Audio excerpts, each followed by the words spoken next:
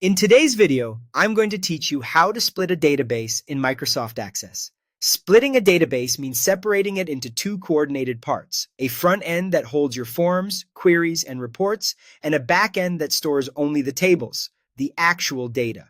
This setup is ideal when multiple people need to use the same database because the structure and interface can live on each person's computer while the data is shared from a single central location. Before you do anything else, make a backup. Create a safe copy of your database file so you can roll back if anything unexpected happens. This simple precaution protects your data and your work, and it takes just a few seconds. Keep the backup somewhere you can easily find later.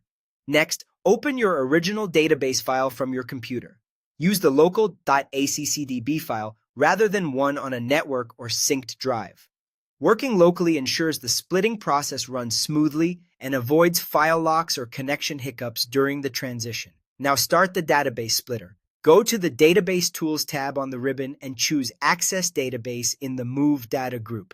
This opens the Database Splitter wizard, which guides you through the process. The wizard is designed to handle the heavy lifting, so you won't need to manually move tables or rebuild links. Run the split in the wizard by selecting Split Database. When prompted, choose a file name for your backend database. Many people add path.b to make it easy to identify. Then select the location where that backend will live, such as a shared folder or a server that everyone who uses the database can access. Be sure the location has proper read and write permissions so data can be saved reliably. Click Split to proceed. Access will create the backend database containing your tables, and it will keep your current file as the front end with all your forms, queries, and reports. The front end automatically links to the tables in the backend, so your existing objects continue to work as before, only now the data is centralized.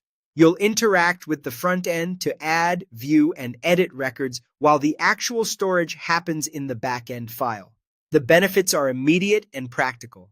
Performance improves because only the data is shared across the network, reducing traffic. The risk of corruption drops since the data is handled centrally. Security is easier to manage through folder permissions and controlled access to the backend.